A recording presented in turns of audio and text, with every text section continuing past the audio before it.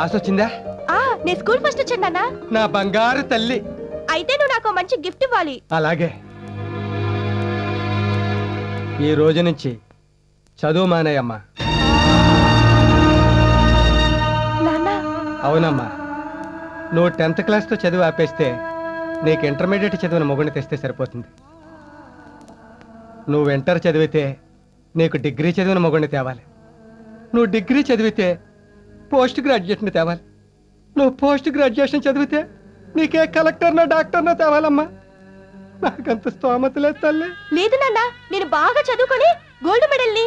వద్దమ్మా, ఆడపిల్ల మెడకి గోల్డ్ మెడల్ కంటే పసుపు తాడే అందంగా ఉంటుందమ్మా.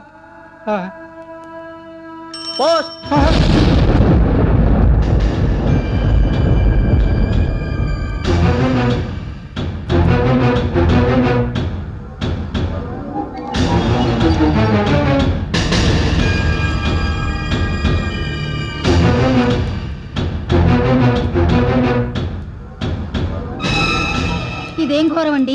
అదే నాకు అర్థం అవట్లేదే. ఇంత బాధపడుతూ అల్లుడు గారు ఉత్తరం రాశారంటే అమ్మాయి ఏదో చేసే ఉంటుంది. ఒక్కసారి వెళ్ళి చూసొద్దామండి.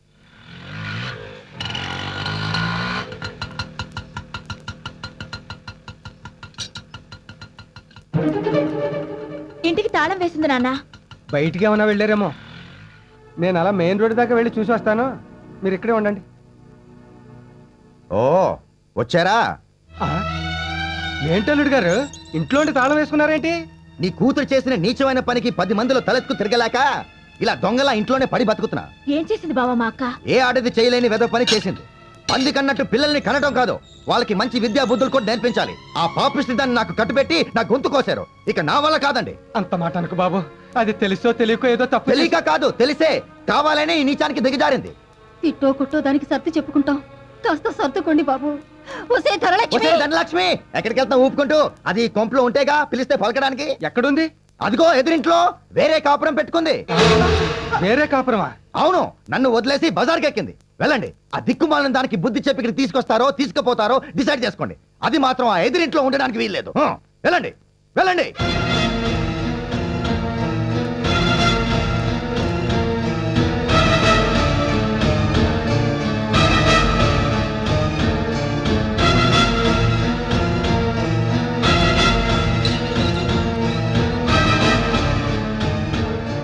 ధనలక్ష్మి, ధనలక్ష్మి, నిన్నేనే తలుపు తీయమంటుంటే. ధనలక్ష్మి,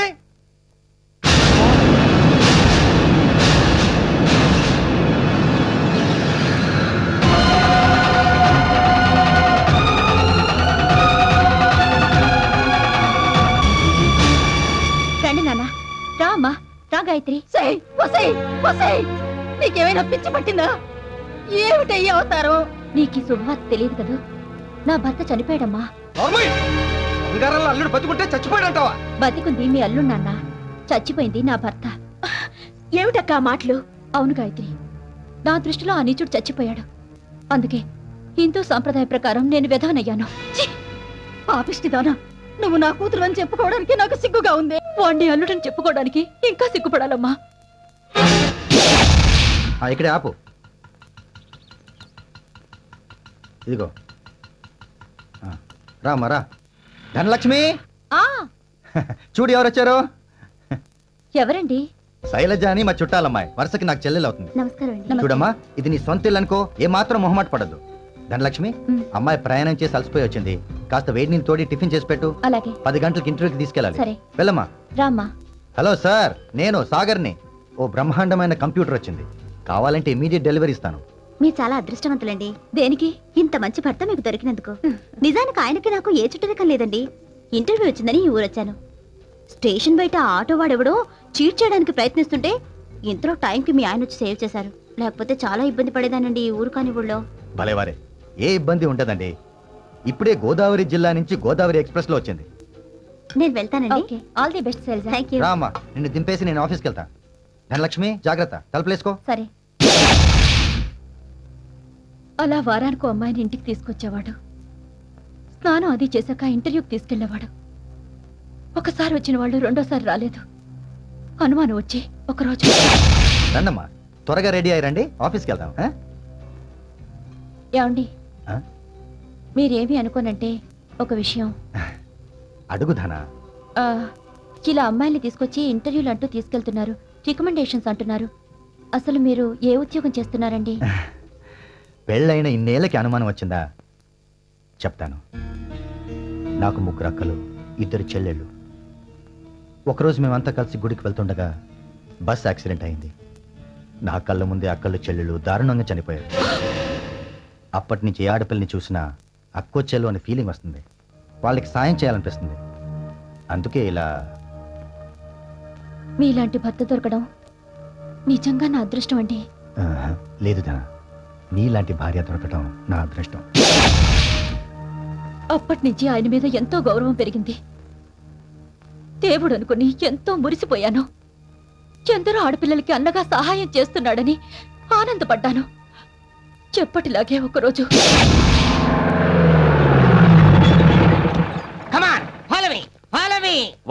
నేను నిన్ను ఫాలో అవ్వాలా? నేను అన్నది మిమ్మల్ని కదా సార్, వీళ్ళని. నేను మీ అంకల్ ఫాలో అవుతాను, వాళ్ళు నా అంకల్ ఫాలో అవుతారు. మీరు పదండి సార్. సార్ వీళ్ళే సార్. వాడు ఎక్కడ ఉన్నాడో వెతకండి. అలాగే సార్. ఏంటండి ఇది? ఏమైంది? ఎక్కడ బ్రోకర్ గాడు? బ్రోకరా? ఎవరు? ఎవరా? ఎవరు ధన?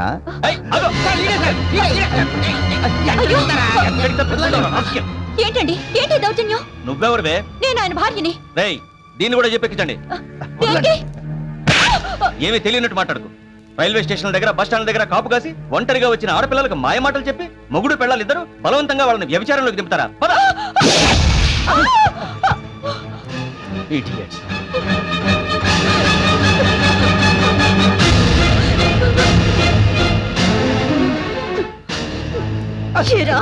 బతుకు తెరువు కోసం ఎవరొస్తే చెల్లెమ్మ చెల్లెమ్మ నమ్మించి బజార్లో చేస్తావురా? నిన్ను వదలరా? బజార్లో చేస్తావురా రాస్కల్? బజార్లో చేస్తావురా? ఇది ఆడదాని వయ్యండి సాటి ఆడదానికి ద్రోహం చేయాలని నీకు ఎలా అనిపించింది? ఛీ, నీది ఒక ఆడ బతికేనా? అపశుభం తెలియని మమ్మల్ని వేస్టలు చేసి మా జీవితాలతో మీరు ఆడుకుంటారే, మీరు నాశనం అయిపోతారే. మీరు బాగుపడరు, సర్వ నాశనం అయిపోతారు.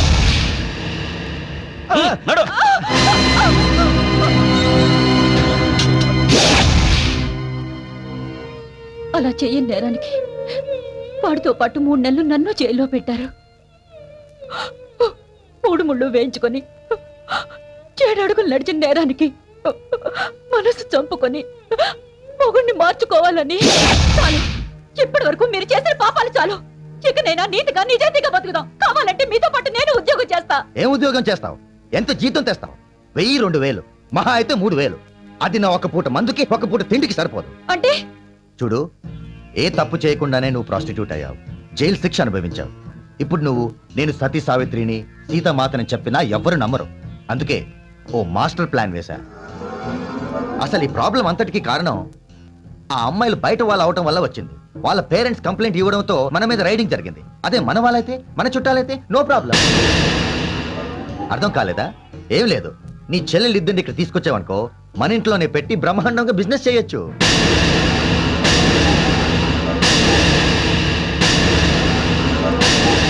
ఏంటి ఆలోచిస్తున్నావు? మీ అమ్మ నాన్నలు మీ చెల్లెల్ని పంపరానా? డోంట్ వరీ, ఏదో ఒక రోజు ఇలాంటి అవసరం వస్తుందని అడ్వాన్స్ గా ప్లాన్ చేసి, నువ్వు రాస్తున్నట్టుగా మీ నాన్నకి ఉత్తరాలు రాసి నెలకి 3-4 వేలు తెప్పించి మీ వాళ్ళని మరింత అప్పులు పాలు చేశా.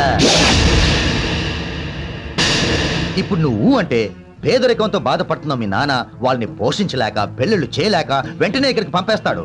దాంతో బ్రహ్మాండమైన బిజినెస్ చేసి లక్షలు సంపాదించొచ్చు. కావాలంటే నువ్వు కూడా రోజుకో కస్టమర్ని చూసుకో, నేనేం ఫీల్ అవ్వను. ఒక రోజుకి నాకెంత ఇస్తారు? పిల్లలు పుట్టకుండా పిట్టపిట్టలాడుతున్నావుగా, గ్యారంటీగా 5-6 వేలు ఇస్తారు. అప్పుడు నీతో నాకు పార్ట్నర్షిప్ ఎందుకు? నేనే 4 మూరల పూలు పెట్టుకుని ఏ అమీర్పేట్ బస్ స్టాప్ లోనో, పంజాగుట్ట జంక్షన్ లోనో నిలబడితే నీలాంటి కుక్కలన్నీ నా వెంట పడతాయిరా. పైగా నీ పెళ్ళంగా ఉంటే జనంలో నా రేటు రేంజ్ పడిపోతాయి. ఎందుకంటే నువ్వొక బ్రోకర్ వెధవి కాబట్టి. నన్ను కొట్టావా? నిన్ను ఆగు! నా మీద చెయ్యి పడిందో ముక్కలు ముక్కలుగా నరికేస్తా. నువ్వు చేసిన ఈ పాపాలకి, నువ్వు తలపెట్టిన ఈ ఘోరానికి శిక్ష ఏంటో తెలుసా?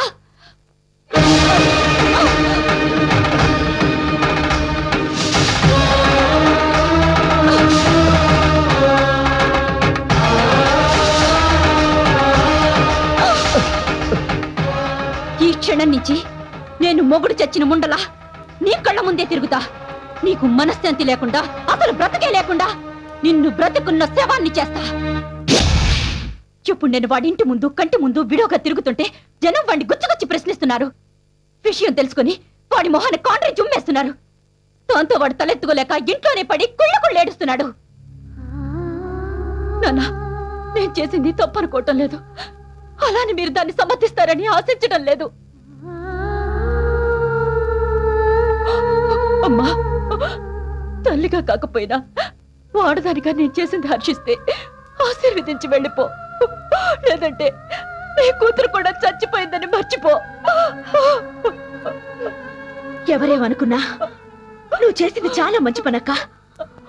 అవునమ్మా, నువ్వు చేసిన ఈ పనికి కన్న తండ్రిగా చాలా గర్వపడుతున్నాను. కానీ నీ తర్వాత నీలాంటి 2 కూతుళ్ళని కన్న తండ్రిగా భయపడుతున్నాను. నిన్ను వదిలిపెట్టి వెళ్ళలేకపోతున్నాను. ధైర్యం చేసి తీసుకెళ్ళలేకపోతున్నాను. ఈ మాట సహించాలి నాన్న.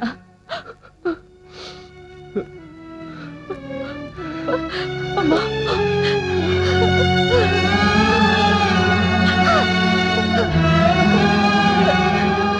అమ్మా, ఎప్పుడైనా ఈ అమ్మా నాన్నల్ని చూడాలనిపిస్తే ఇలా మాత్రం రాకమ్మా.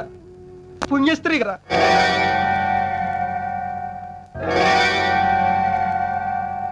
Ticket ticket Sudarshan. Ticket Venkateshwar. Sandhya. పిచ్చేసారో పియ్యా? అదేంటి నా పేరు? పేరెవరు అడిగారయ్యా? మరి వాళ్ళందరూ సుదర్శను, వెంకటేశు, సంధ్య అని పేరు చెప్తున్నారు కదా.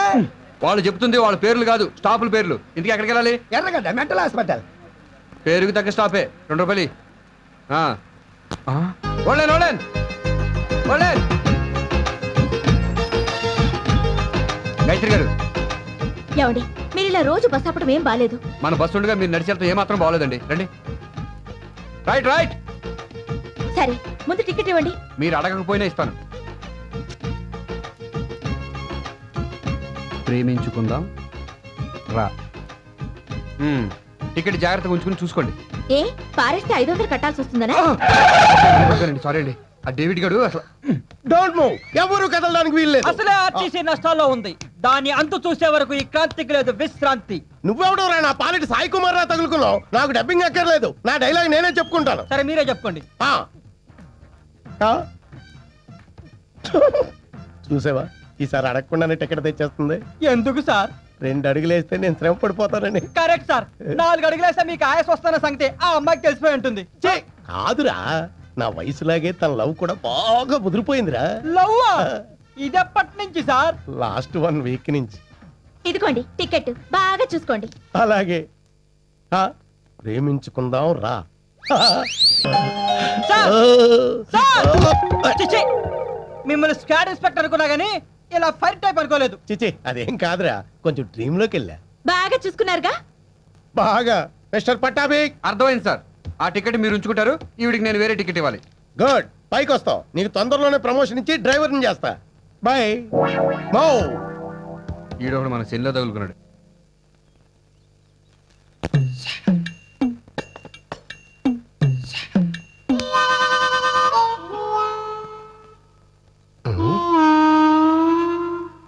అదేంట్రా సన్నాసి, అంత గట్టిగా దొక్కినా అరిచావే?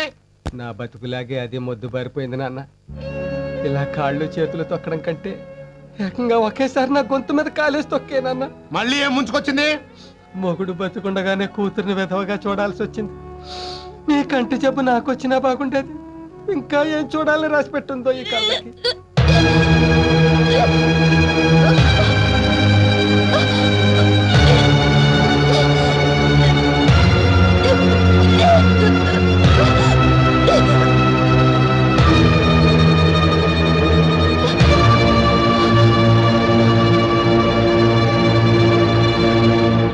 ఏమైంది? నెల తప్పింది.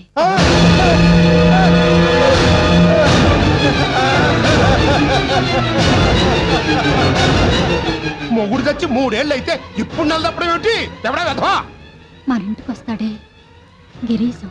అనుకున్నా ఆ వెధవ మన కొంప చుట్టూ తిరుగుతున్నప్పుడే ఇలాంటి కొంపేదో ముంచుతాడు అని.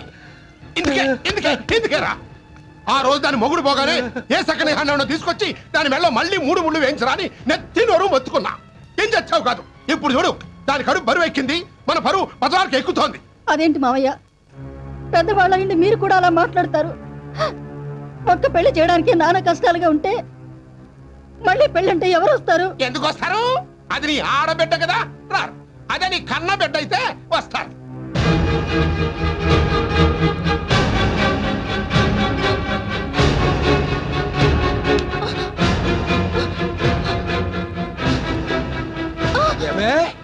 మూడేళ్లుగా ఇంట్లో ఉంటున్నావు, రోజు ఇక్కడ ముగ్గేస్తున్నావు, రోజుకి 50 సార్లు అటు ఇటు తిరుగుతావు.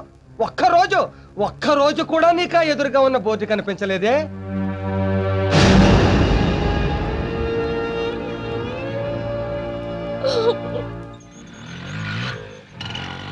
ఎక్కడ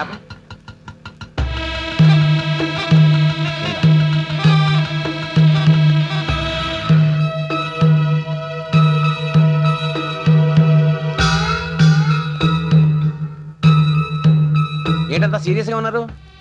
ఏదైనా ఫ్యామిలీ ప్రాబ్లమా? నేను తర్వాత వస్తానండి. ఆగండి బావగారు. బావగారా ఏంటి కొత్త వరుస కలిపారు? అవును, మీరు నాకు బావ అవుతారని మా చెల్లెలు ఇప్పుడే తెలియజేసింది. ఎలా? నెల తప్పి శ్రీకన్యకి ఇప్పుడు కడుపు. అంటే మీరు తాత కాబోతున్నారన్నమాట. సిగ్గు లేదంట నీకు? ఏమయ్యా, ఈ ఇరుకింట్లో ఒకడు పడుకుంటే రెండో వాడిని నడవడానికే చోట్లేదే, అలాంటిది పని చేయడానికి నీకు ప్లేస్ ఎక్కడ దొరికిందయ్యా? ఇంకా వీటితో మాట్లాడరా, పోలీసుల మీద కేసు పెట్టి ఏదో బొక్కలో దోయిస్తా. కేసు పెడితే నన్ను కాదు మిమ్మల్ని దోస్తారు బొక్కలోకి. మమ్మల్ని ఎందుకు దోస్తారో? ఎందుక కేసు రివర్స్ చేస్తా. నా శీలం తనే దోచింది అంట. No witness. మొగుళ్ళేని ఆడదు కదా, నిజం నమ్మేస్తారు. బాబు, ఎందుకు వచ్చిన గొడవలు? అయింది ఏదో అయిపోయింది. దాని మెళ్ళో తాళి కట్టేయండి బాబు. తాళే? సారీ, అలవాట్లేదు. అంటే దాన్ని పెళ్లి చేసుకోరా? ఏమండి, ఇంట్లో పెళ్లి కావాల్సిన ఆడపిల్లలు ఉండగా విడోచల్లకి మళ్ళీ పెళ్లి అంటే 10 మంది నవ్విపోరు? ఆ 10 మంది ఈ విషయం తెలిస్తే నవ్విపోరు. 10 మందికి తెలిసేలా పబ్లిసిటీ చేసుకోవడం ఎందుకు? సీక్రెట్ గా మ్యాటర్ క్లోజ్ చేద్దాం. ఏం చేస్తారు? మీరు టెన్షన్ పడకండి. వీధికి 2 నరసింహం ఉన్నాయి. 500 తీసుకుని ఆటోలో పెడితే అభాషణ చేయించుకుని అరగంటలో అదే ఆటోలో తిరిగి వచ్చేయచ్చు. ఇంకొకసారి ఇంట్లో అడుగు పెట్టావంటే కాళ్ళు విరక్ కొడతా. అలాగే నువ్వు నీ కొడుకు నీ మనవడు తీసుకుని అప్పు తీర్చేయండి, పోతాను.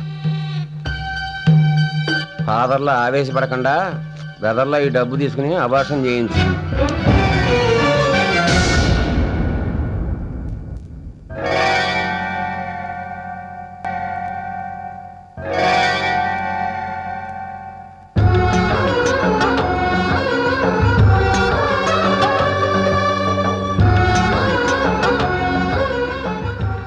గుడ్ మార్నింగ్ గాయత్రి గారు. ఏంటారు డల్గా ఉన్నారు? ఏముంది, మామూలే. ఇంట్లో ప్రాబ్లమ్స్. టికెట్ ఇవ్వండి.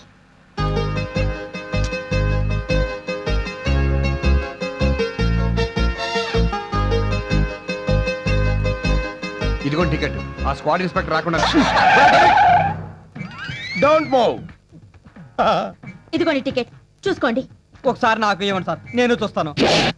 బాస్ లవ్ లెటర్స్ అసిస్టెంట్ చూడకూడదు. ఇంటి సమస్యలు రోజు రోజుకి పెరిగిపోతున్నాయి కాబట్టి మనం పెళ్లి చేసుకుందాం. ఏంటండి పబ్లిక్ లో ఇది? ఏదైనా లాడ్జ్కి వెళ్దారండి. నేను ఆ టైప్ కాదు, ఏదో డ్రీమ్ లోకి వెళ్ళి. పట్టాభి ఆల్రెడీ కొత్త టికెట్ ఇచ్చేసాను సార్, కానీ ఆ టికెట్ వెనక ముందు నేను చూసుకుంటాను. గాయత్రి, మన ఇంటి అడ్రస్ కొంచెం. ఈ అమ్మాయి మన ఆర్టీసీ డ్రైవర్ గోవిందరావు గారు అమ్మాయి. వాట్? మన గోవిందరావు అంకుల్ కూతురా? చూసావా గణేష్, పూర్వం ప్రేమలేఖలు పావురాల ద్వారా పంపించేవారు, తర్వాత పోస్ట్ ద్వారా, తర్వాత ఫోన్లోను, ప్రస్తుతం ఇంటర్నెట్ ద్వారా కూడా పంపిస్తున్నారు. ఈ అందాల రాసి మన ఆర్టీసీ బిడ్డ కదా, అందుకని టికెట్ లేఖలు పంపిస్తుంది. Thank you, bye. సార్, మీరు లవ్ లో పడిపోయారు. ఆర్టీసీ మళ్ళీ లాస్ట్ లో పడిపోతుంది. డోంట్ వరీ, పెళ్లి అయిపోగానే రికవరీ చేసేద్దాం. నువ్వు అర్జెంట్ గా బస్సు తీసుకుని మా ఇంటికి వచ్చాయి. అలాగే. తాంబూలాలు తీసుకోవడానికి వెళ్ళాలి. అలాగే సార్. నేను చందాలు అడుక్కోవడానికి రాలేదు తాతగారు. మరి సార్ నమస్కారం సార్. మీరేమిటి ఇలా? మీరు పెద్దవారు, మీరు నాకు నమస్కారం చేయకూడదు. ఎవర్రా వీళ్ళు? మా స్క్వాడ్ ఇన్స్పెక్టర్ గారు. నాన్న ఏంటి సార్ ఇలా వచ్చారు? లోపలికి వెళ్ళి మాట్లాడుకుందాం. రండి సార్, రండి. ఇలా కూర్చోండి సార్. అయ్యో, లేవండి సార్. Sorry sir. ఇడియట్. కూర్చోండి. చెప్పండి సార్. పెళ్లి సంబంధం మాట్లాడదామని. పెళ్లి సంబంధమా? ఎవరికి సార్? మీ రెండో అమ్మాయి గాయత్రి గురించి. మా గాయత్రిక? మీ అబ్బాయికి చేసుకుంటారా సార్? అబ్బాయా? నాకు అబ్బాయి ఏంటి? నేనే పెళ్లి కానీ అబ్బాయిని. ఇప్పటిదాకా పెళ్లి కాకపోవడం ఏంటి? ఏమన్నా ప్రాబ్లమా? No problem. నచ్చిన అమ్మాయి దొరక ఇప్పుడు దాకా వెయిట్ చేసాం. మీ గాయత్రి ఇప్పుడు నాకు బాగా నచ్చేసింది. మా గాయత్రితో పెళ్లి? 2 నెలలుగా మీ అమ్మాయి మా బాసు తెగ ప్రేమించేసుకుంటున్నారు. నా మనవరాలు ఇతన్ని ప్రేమించిందా? మీరు నమ్మటం లేదు కదూ. చాలా రోజులు నేను నమ్మలా, కానీ బస్ టికెట్ల వెనక లవ్ లెటర్ చూశాక కన్ఫర్మ్ చేసేసుకున్నా. గుడ్. గాయత్రికి నేనంటే ప్రాణం. మా ఇద్దరి మధ్య 20 ఏళ్ళు తేడా ఉన్నా కూడా పెళ్లికి పెద్ద ప్రాబ్లం ఏమి ఉండదు. గాయత్రి, గాయత్రి ఇలా రా. ఏంటి నాన్న? ఏంటమ్మా? హలో మై డియర్ గాయత్రి, వచ్చేసా. నీ కోసమే సకుటుంబ సపరివార సమేతంగా వచ్చేసా. దేనికి? తాంబూలాలు పుచ్చుకోవడానికి. తాంబూలాలేంటి? తాంబూలాలేంటి అనంత అమాయకంగా అడుగుతావే? ఈ వెధవను నువ్వు ప్రేమించేస్తున్నావుగా. నేను ప్రేమ కాదు, దావా. చెప్పు గాయత్రి, ఎవరికి భయపడొద్దు. ఈ క్రాంతి నీకు తోడుగా ఉన్నంత వరకు నిన్నెవ్వరూ ఏమీ చేయలేరు. నీ మనసులో నా మీద ఉన్న ప్రేమను ధైర్యంగా చెప్పు. చెప్పు తెగిపోద్ది. నీ మీద నాకు ప్రేమ ఏంటి? అదేంటి గాయత్రి, ఇంత పెద్ద స్పెషల్ ఎఫెక్ట్ ఇచ్చావు? మన ఇద్దరం ప్రేమించుకున్నాగా. నీకేమైనా పిచ్చెక్కిందా? మనం ప్రేమించుకోవడం ఏంటి? పళ్ళు రాలిపోతాయి. ఏమండి, మీ బాయ్ ఫ్రెండ్ ని డ్రీమ్ బాయ్ పట్టుకొని? వీడు నాకు డ్రీమ్ బాయ్ ఏంటి? డ్రీమ్ బాయ్ కాకపోతే ప్రేమించుకుందావరా, పెళ్లి చేసుకుందావరా, కలిసి ఉందావరా అని టికెట్ల మీద ఎందుకు రాసిచ్చావు? ఇవి నేను రాసేయడం ఏంటి? అసలు ఇది నా రైటింగే కాదు. నేను అప్పుడే అనుకున్నా. అప్పుడే అనుకుంటే ఇప్పుడు రా చెప్పడం. గాయత్రి, ఈ నువ్వు ఇచ్చిన టికెట్లే అయ్యుండొచ్చు, కానీ అవి రాసింది మాత్రం నేను కాదు. సారీ అండి. ఎందుకు? అదే ఆ చెక్కింగ్ ఇన్స్పెక్టర్ గారు మిమ్మల్ని పెళ్లి చేసుకుంటానని సరాసరి మీ ఇంటికి వచ్చేసారంటగా. అవును, ఎవడో వెధవ టికెట్ వెనక లవ్ లెటర్ రాస్తే అది చదివి ఈ వెధవ నేనే రాశాననుకుని ఇంటికి తాంబూలాలు పుచ్చుకోవడానికి వచ్చేసాడు. అయినా టికెట్లు ఇచ్చేటప్పుడు మీరైనా చూసుకోవద్దు. అంటే అది లవ్ లెటర్ ఎలా రాయాలో కూడా తెలియన సన్నాస్ ఎవడో తెలిస్తే ముందు మీకు సిన్సియర్ గా నిజాయితీగా ఉత్తరాలు రాసి ఉండొచ్చుగా. నిజాయితీగా ప్రేమించే వెధవైతే మగాళ్ళ ముందుకొచ్చి అడగాలి, అంతేగాని ఇలా చచ్చు దద్దమలా. మరీ అంత అలా తిట్టకండి. వాడి తిడితే మీరు ఫీల్ అవుతున్నారేంటి? వాడు నేనే. మీరా? అది కాదండి, నేను ఎందుకు అలా రాశానంటే మీ ఇంటి పరిస్థితులు రోజు రోజుకి దిగజారిపోతున్నాయి. మీ నాన్నగారి కష్టాల్లో కొంతైనా పాలు పంచుకుంటే బాగుంటుందని. జాలిపడి పెళ్లి చేసుకుందాం అనుకున్నారా? నిజంగా మీ ఉద్దేశం అదే అయ్యుంటే నిజాయితీగా మా నాన్న దగ్గరకు వచ్చి అడుగుండాలి. నిజమే, కానీ మీ నాన్నగారి పుణ్యమని నాకు ఉద్యోగం వచ్చింది. పైగా ఆయన మా దగ్గర చాలా అప్పు తీసుకున్నారు. ఈ పరిస్థితిలో నేను ఈ పెళ్లి విషయం చెబితే దాన్ని అలుసుగాను అడ్వాంటేజ్ గాను తీసుకున్నానని అనుకుంటారేమోనని. అదీ కాక నేనంటే మీకు ఇష్టమో కాదో, మీ స్థాయికి నేను కరెక్ట్ కాదేమోనని ధైర్యంగా అడగలేకపోయాను. మీరు నన్ను పెళ్లి చేసుకుంటే మా నాన్న కష్టాలు తీరో సరికదా, మరింత పెరుగుతాయి. దయచేసి ఇలాంటి సాయం చేసి మరింత కష్టపెట్టకండి.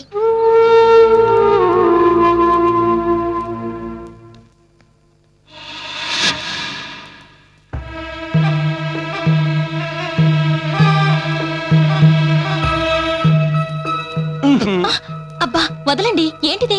భయం ఎందుకు? లైసెన్స్ తీసుకున్నాక మన లైన్ క్లియర్ అయిపోయినట్టే. సిగ్గు లేకపోతే సరి. పెళ్లి చేసుకుంటానని మాటిచ్చి తీరా నెల తప్పాక అబోర్షన్ చేస్తారా? మరి అదే మిస్అండర్స్టాండింగ్.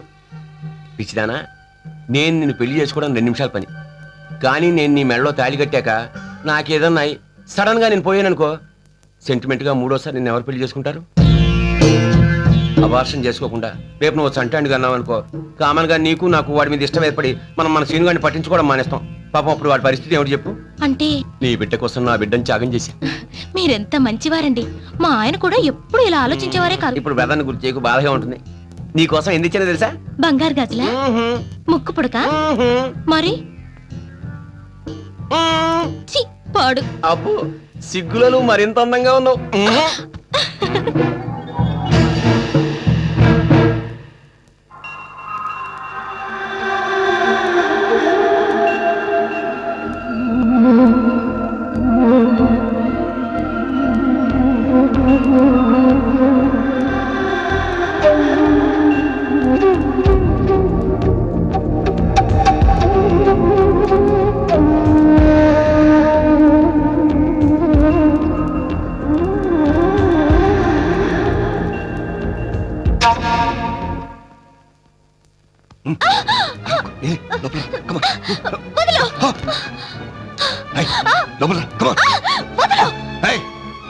ఏంటే బెట్టు చేస్తున్నావు?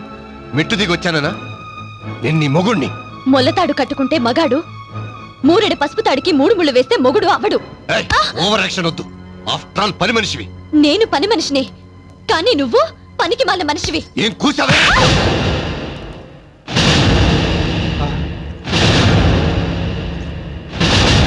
పాచి పనులు చేసి నా చేతులు చాలా గట్టిపడ్డాయి.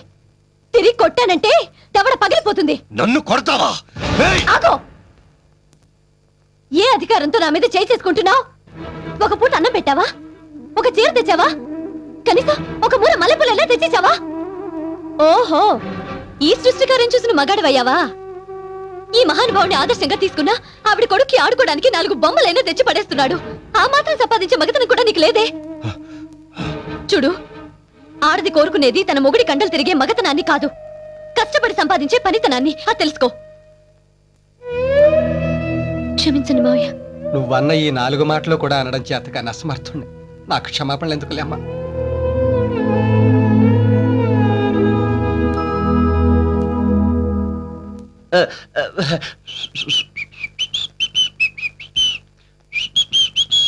గిరీశం,